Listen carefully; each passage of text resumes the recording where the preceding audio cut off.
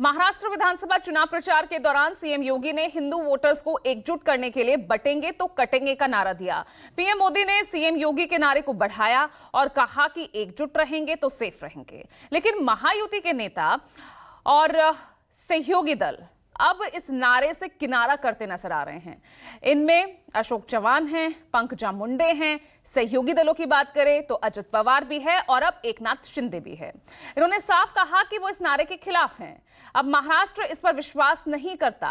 अब ऐसे में यहां सवाल ये उठ रहा है कि बांटने काटने में खुद बटे बीजेपी के सहयोगी नारे से क्यों हटे। आज इस मुद्दे पर हम चर्चा करेंगे। साथ ही चर्चा महायुति में नारे पर बंटवारा, क्या अब सिर्फ मोदी ही बीजेपी का सहारा। चर्चा के लिए मेरे साथ मेरे वरिष्ठ सहयोगी और राजनीतिक मेहमान जुड़ चुके हैं। डिबेट शुरू करें उससे पहले किस तरह के राजनीतिक बयान सामने आए हैं, पहले वो सुनिए। वो गलत है। वो मुझे क्या बटेगा कटेगा यही वर्ड यूज करने का महाराष्ट्र में तो कोई अर्थ है ही नहीं, ऐसा मेरा खुद का कहना है। ठीक, अपने महाराष्ट्र के लोग अलग, उनकी सोच अलग है। देखिए, इसका कोई रेलेवेंस नहीं है। चुनाव में नारेबाजी होती है, चुनाव में घोषणाबाजी होती है। ये this particular slogan is not in good taste और मुझे लगता नहीं कि लोग इसको कोई अप्रिशिएट करेंगे। जहां भी कुछ हुआ होगा तो personally speaking I am not in favour of such slogans. Narendra Modi ji कहते हैं कि ये संविधान खाली है, खोखला है। नरेंद्र मोदी जी, ये संविधान खोखला नहीं है। बिरसा मुंडा जी की सोच, बुद्ध भगवान की सोच, फूले जी की सोच, ये खोखला नहीं है। इसके अंदर हिंदुस्तान का ज्ञान, हिंदुस्तान की आत्मा है।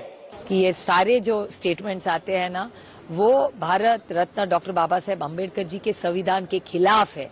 ये बंटने की भाषा कभी हमारे संविधान में नहीं है। ये फिर एक बार दिखाता है कि भारतीय जनता पार्टी ये संविधान के खिलाफ है। हेमंत सरकार का ध्यान झारखंड में कल कारखाने लगे इसके लिए नहीं है। उनका ध्यान केवल और केवल घुसपैठियों को घुसाने के लिए है। असम से लेकर के छत्तीसगढ़, मध्य प्रदेश, यूपी, बिहार, गुजरात, महाराष्ट्र, सबसे लोग यहां आकर के डेरा डंडा डाला हुआ है और यहां के लोगों को जाल में फंसाने का प्रयास कर रहा है। जात धर्म के नाम पर समाज के बीच में जहर उगलता है, हिंदू मुस्लिम करके समाज में भेद पैदा करता है, सांप्रदायिक तनाव पैदा करता है। यही इनका यूएसपी है और यही इनका ताकत है।